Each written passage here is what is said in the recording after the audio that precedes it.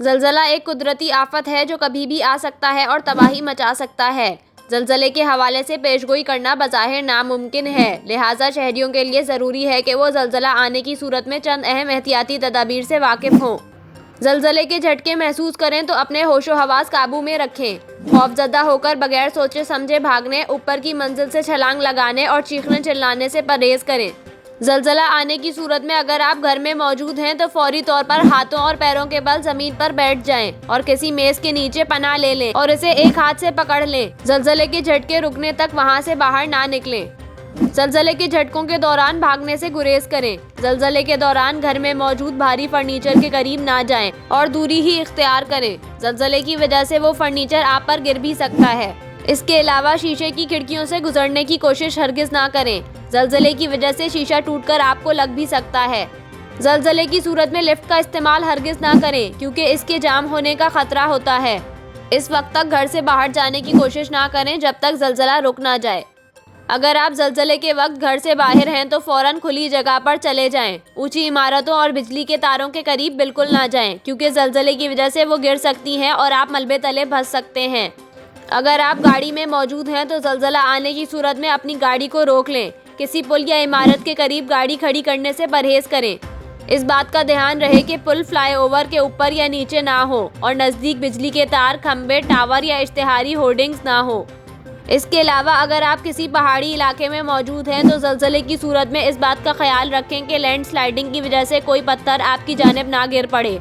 एक बार ज़लज़ले के झटके ख़त्म हो जाएं तो बिल्कुल मुतमईन ना हो जाएं, बल्कि आफ्टर शॉक्स के लिए अलर्ट रहें। इसके अलावा ज़लज़ले के बाद माचिस या लाइटर जलाने की बिल्कुल कोशिश ना करें। हो सकता है कि ज़लज़ले की वजह से गैस लाइन को नुकसान पहुंचा हो और आप जैसे ही लाइटर जलाएं आग भड़क उठे।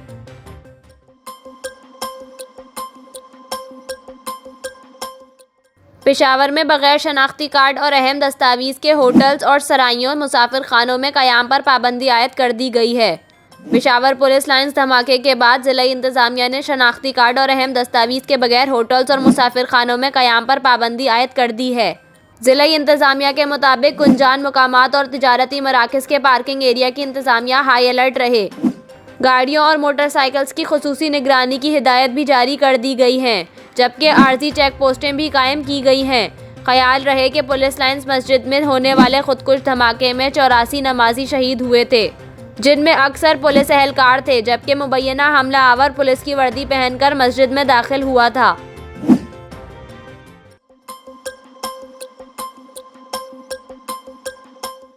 इस्लामाबाद की अदालत ने साबिक वज़ीर दाखिला शेख रशीद की दरख्वास्त ज़मानत मुस्तरद कर दी। District and session courts Islamabad में शेख रशीद की दरख्वास्त ज़मानत बाद आज गिरफ्तारी पर समाअत हुई, जिस सिलसिले में शेख रशीद के वकला सरदार अब्दुल रज़्ज़ाक, इंतज़ार पंजोता, प्रोसिक्यूटर अदनान और मदई वकील अदालत में पेश हुए। शेख रशीद के वकील सरदार अब्दुल रज़्ज़ाक ने दलाइल देते हुए कहा कि शेख रशीद की जानिब से साजिश और दो सियासी जमातों के दरमियान तसादुम कराने के तहत मुकदमा दर्ज किया गया। मुकदमे में लगाई गई दिफात वफाकी या सूबाई हुकूमत लगा सकती है, शहरी नहीं। मजहबी ग्रुपों, लसानी ग्रुपों या किसी कौमियत पर ऐसा बयान नहीं दिया जिस पर ऐसी दिफात लगे।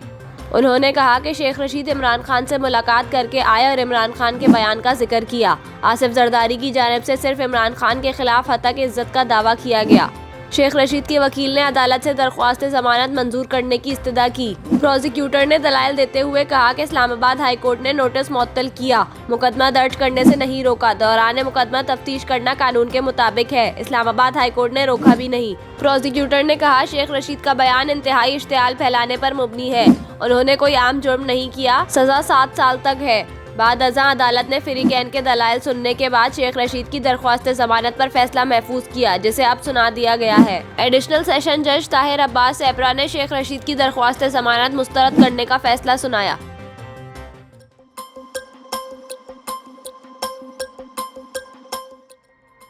पेट्रोल पंप्स पर पेट्रोल और डीजल की सप्लाई में कमी हो गई। ज़राए के मुताबिक खपत से कम सप्लाई होने के बायस शहर में पेट्रोल पंप बंद होने लगे हैं।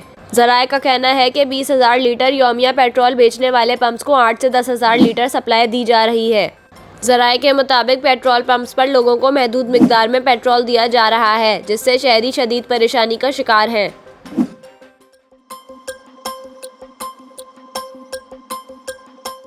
पाकिस्तान फिल्म और टीवी इंडस्ट्री के मारूफ अदाकार नौमान एजाज की बर्तन धोने की वीडियो सोशल मीडिया पर वायरल हो गई।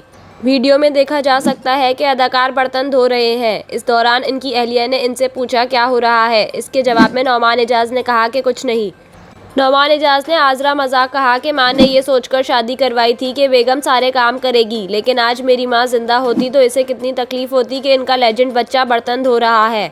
अदाकार की ये बात सुनकर इनकी अहलिया हंस पड़ी, लेकिन इस दौरान नौमान एजाज ने यह भी कहा कि इसमें कोई हर्ज नहीं, मर्द को अपनी बीवी के साथ किचन के कामों में बराबर का हाथ बटाना चाहिए।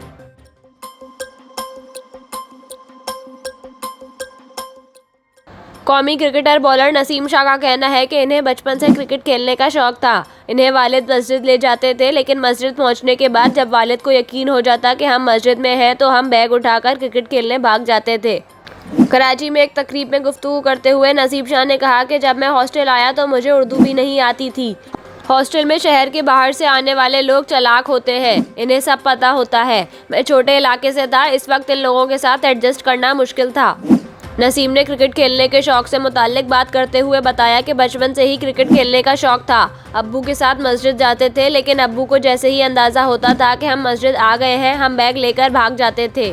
रमज़ान के दिनों में भी रात गए देर तक क्रिकेट खेलते थे और छत से कूदकर घर आते जाते थे। 1 से 2 बार अब्बू की मार भी पड़ी कि सहरी तक घर से बाहर क्यों रहते हो, लेकिन क्रिकेट का शौक इतना था कि कुछ फर्क नहीं पड़ता था। उन्होंने कहा कि मैं गांव में टेप बॉल से क्रिकेट खेलता था। फिर कुछ लोगों ने मशवरा दिया कि आप इतना अच्छा खेलते हैं तो आपको आगे बढ़ना चाहिए।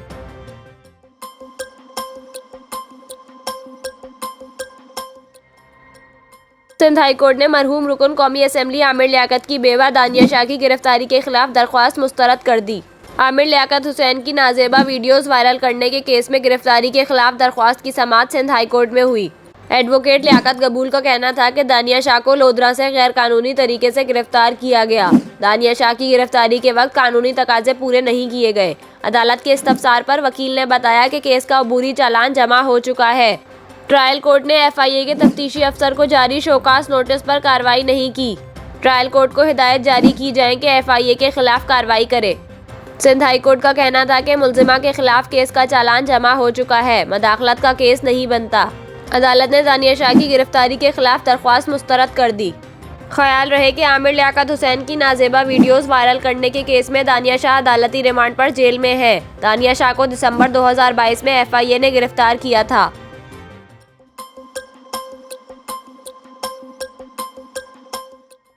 कौमी असेंबली सेक्रेटेरिएट ने पाकिस्तान तहरीक इंसाफ PTI के 43 अरकान असेंबली को ऐवान में दाखिल न होने देने का फैसला किया है।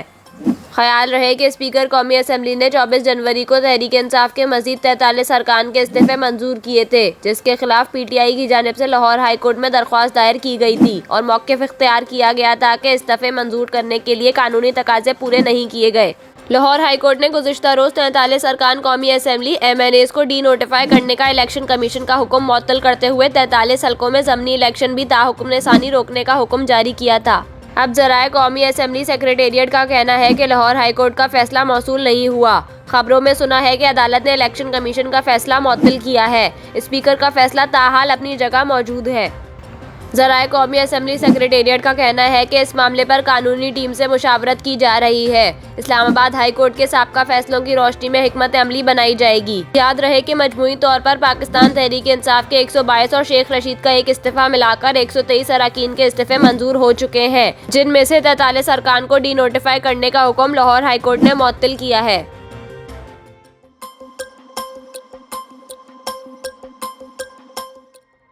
मुबैना बेटी टेरियान जेड वाइट को कागजात नामजदगी में जाहिर न करने पर इमरान खान को नाअहल करने की दरख्वास्त की समाअत आज इस्लामाबाद हाई कोर्ट का लार्जर बेंच करेगा। इमरान खान ने सिंगल बेंच को बयान में कहा था कि वो अब रुकने असेंबली नहीं रहे, इसलिए दरख्वास्त काबिल समाअत नहीं रही। ताहम दरख्वास्त गुजार शहरी मोहम्मद साजिद ने गुज़िश्ता रोज़ ही केस में नई दस्तावेज़ात लगाने की दरख्वास्त दे दी है। नई दस्तावेज़ात इमरान खान के 7 नशिस्तों पर समनी इंतखाबात जीतने से मुताल्लिक है। Larger bench chief justice Aamir Farooq, justice Mohsin Akhtar Kayani और जस्टिस अरबाब मोहम्मद ताहिर पर मुश्तमिल है। लार्जर बेंच बनाने का फैसला सिंगल बेंच पर एतराज़ के बाद चीफ जस्टिस ने किया था। शहरी मोहम्मद साजिद की दरख्वास्त में साबिक वज़ीर आज़म इमरान खान पर इल्ज़ाम आयद किया गया है कि उन्होंने 2018 के आम इंतखाबात के कागजात नामजदगी में अपनी मुबैना बेटी टेरियान जेड वाइट की तफसीलात ज़ाहिर नहीं की।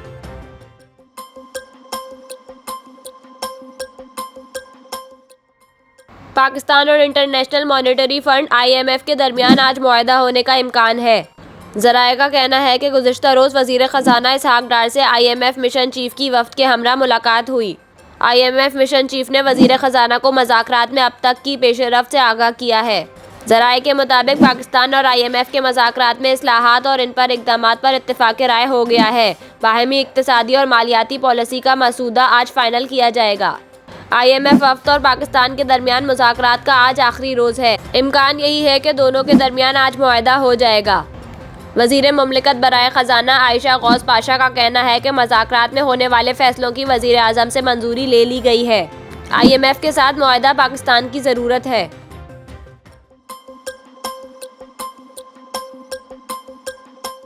सिंध में कच्चे के इलाके में डाकू राज के खात्मे के लिए सिंध पुलिस ने 2 अरब 80 करोड़ रुपए का जदीद तरीन असलहा ऑर्डर कर दिया। 1 माह में तरसील मुतवक्के है। पुलिस की जानिब से सक्कर, घोटकी, कश्मोर और शिकारपुर के कच्चे के मखसूस इलाकों में मवासलाती निज़ाम जाम करने के साथ डाकुओं के खिलाफ ऑपरेशन के लिए जामे हिकमत अमली तैयार कर ली गई है।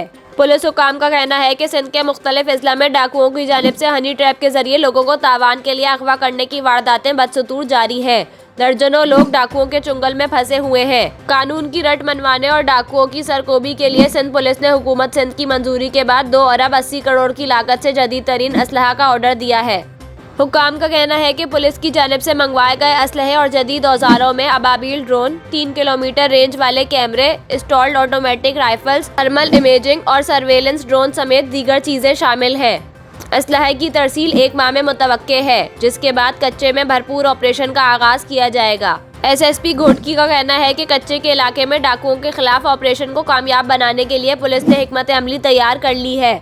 सक्खर, घोटकी, शिकारपुर और कश्मोर के कच्चे के इलाके में 12 ऐसे मोबाइल टावर्स हैं जिनका इस्तेमाल करते हुए कच्चे के डाकू लोगों को बहला फुसलाकर अगवा कर लेते हैं। ऑपरेशन के दौरान मज़कूरा 12 मोबाइल टावर्स बंद करने के लिए PTA को सिफारिश की जाएगी। वाज़ेह रहे कि चंद माह कबल घोटकी के कच्चे के इलाके में पुलिस और डाकुओं के दरमियान मुकाबले के दौरान 5 पुलिस अफसरान और एहलकार ने जामे शहादत नौश किया था, जिसके बाद पुलिस की जानिब से हुकूमत सिंध से जदीद असलहा फराहम करने की सिफारिश की गई थी।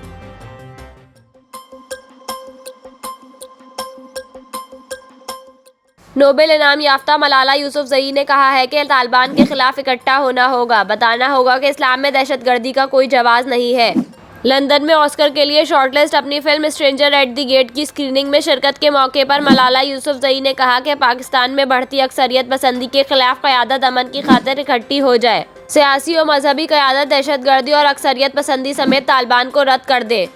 मलाला यूसुफजई ने कहा कि इस्लाम का नाम लेते हुए इंतहा पसंद जहनियत के खिलाफ मिलकर लड़ा जाए। तालिबान के खिलाफ इकट्ठा होना होगा, बताना होगा कि इस्लाम में दहशतगर्दी का कोई जवाज़ नहीं। तालिबान को हमारी रिवायात, इक़दार और इस्लाम को इस्तेमाल करने की इजाज़त नहीं होनी चाहिए। अपनी दस्तावेजी फिल्म के हवाले से बात करते हुए मलाला यूसुफजई ने बताया कि फिल्म की एग्जीक्यूटिव प्रोड्यूसर बनने का फैसला इसलिए किया कि हम आहंगी और माफ़ी के पैगाम को आम किया जा सके। इनका कहना था कि दस्तावेजी फिल्म अमरीकी मैरन मैककेनी की सच्ची कहानी पर बनाई गई है। मैककेनी ने मस्जिद पर हमले का मंसूबा बनाया लेकिन फिर इस्लाम कबूल कर लिया। फिल्म में इस्लामोफोबिया, नस्ल परस्ती और माफ़ कर देने की ताकत को मौजू बनाया गया है।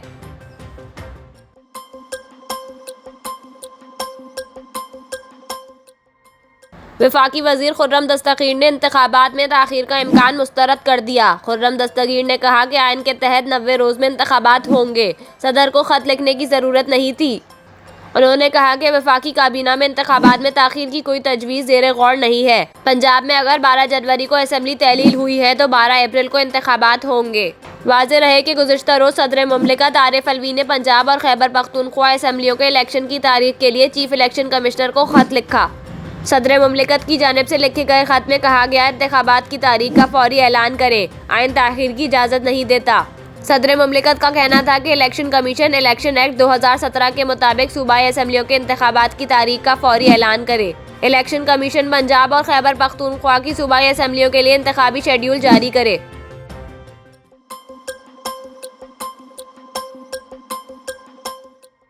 पाकिस्तानी अदाकारा माया अली पसंद की शादियों के मामले पर मुआशरे में लड़के और लड़कियों के लिए अलग मयार पर बोल पड़ी। माया अली ने हाल ही में एक वेब शो में अदाकार बिलाल अशरफ के हमरा शिरकत की, जिसमें उन्होंने पसंद की शादी करने के हवाले से मुआशरे में लड़के के लिए अलग और लड़की के लिए अलग मयार पर बरहमी का इजहार किया। उन्होंने कहा कि अगर लड़का पसंद की शादी कर रहा है तो सब ठीक है, लेकिन अगर लड़की करे तो इसे इसकी इजाज़त नहीं है। माया अली ने कहा कि कम से कम लड़की से शादी के हवाले से पूछ तो ले, क्योंकि इसकी इजाज़त तो हमारा मजहब भी देता है। इस दौरान बिलाल अशरफ ने कहा कि हमारे वालिदैन भी पहले से अपने दिमाग में बच्चों की शादी के हवाले से मामला तय कर चुके होते हैं, ऐसा नहीं होना चाहिए। इसके अलावा माया अली ने कहा कि लड़की को बोला जाता है कि खबरदार जीन्स पहनी तो कभी लड़कों को भी बोले खबरदार तुमने कभी किसी लड़की को गुजरते हुए देखा तो।